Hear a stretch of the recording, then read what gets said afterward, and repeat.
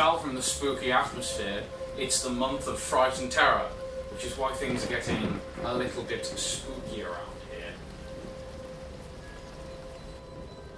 And that is why we don't let an idiot buy Halloween decorations. I'm high functioning. Supposedly. Mansions of Madness is an exploration adventure game set in the world of H.P. Lovecraft's Cthulhu mythos. You each take control of an investigator and have to navigate around creepy locations to try and solve some sort of mystery or another. Throughout the course of your adventure, you find clues, gain items, save civilians, and try your hardest to beat the crap out of various horrific creatures from your worst nightmares.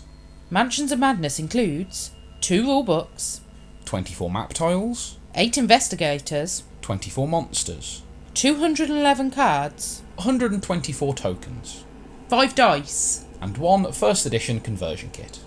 The first thing you'll probably notice is that Mansions of Madness can be brutal. But considering the general dire state of most Lovecraftian stories, that's actually pretty fitting. Plus, the difficulty can lead to some intense moments, like that time we had to rush to close a portal before My Little Cthulhu came and tried to tentacle hentai us to death. The Lovecraft themes are generally pretty excellent. The cards, the tiles, the creatures, everything feels otherworldly, even if most of the actual locations are pretty mundane. Places like creaking, creepy old houses or that inbred fishing village. We don't take kindly to your types around here. The second edition of Mansions of Madness does require that you download an app to play it, but much worse than that, it includes the dreaded DLC. The app is pretty cool though, and it's designed really well. It tracks monster damage, map generation, and even special encounters. It's also mostly glitch free as well, excluding that one time that the voiceover didn't play for some reason. The fact that the app is available across pretty much every platform is an added bonus too. Of course, Google Play and the App Store are complete dicks and won't let the DLC be cross-platform, so if you're going to spend money, give it all to Steam.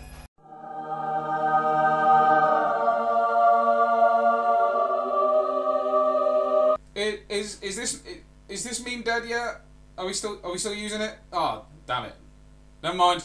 Having said that, the DLC feels kind of gross. I don't know what it is, but it feels like the game should have just included more than 4 missions as standard, or packed them into other expansion boxes. Which actually happened, by the way. Instead of relying on relatively expensive DLC. The main crux of the gameplay is exploring the area that you're in while trying to solve whatever mission or mystery you're currently pursuing. To do this, you interact with different spots, fighting different monsters and generally trying to complete your specific goals before you die or go completely insane.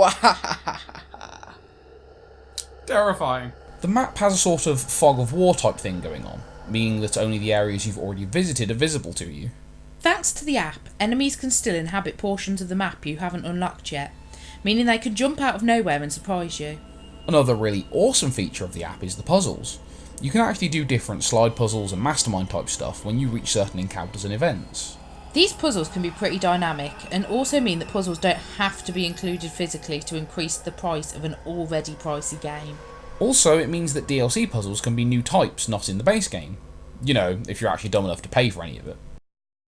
The models are really well done and seem like they take to painting pretty well, but the bases are a huge pain in the arse. You have to slot these little cards into the bottom of them, and some of them just slide out, others have to be crammed all the way in there. It's just really annoying. It doesn't help that these cards add to how long it takes to set up after giving the game a little shelf time. Not only that, but it means that they completely cover up the artwork that some poor bugger put their heart and soul into. Mansions of Madness 2nd Edition is a great example of what board games could become by embracing the future, both in a positive and a negative way. The app feature has a lot of benefits, like easier setup and return, varied puzzles, and less stuff to track manually. But it also opens up the game to some of the less consumer-friendly practices of the digital media industry. Regardless of all that, the game itself is a lot of fun, as long as you stick to physical expansions. That's assuming you can stay sane throughout the missions. And that's why we give Mansions of Madness 2nd Edition 8 mind-shattering Eldritch Nightmares out of 10.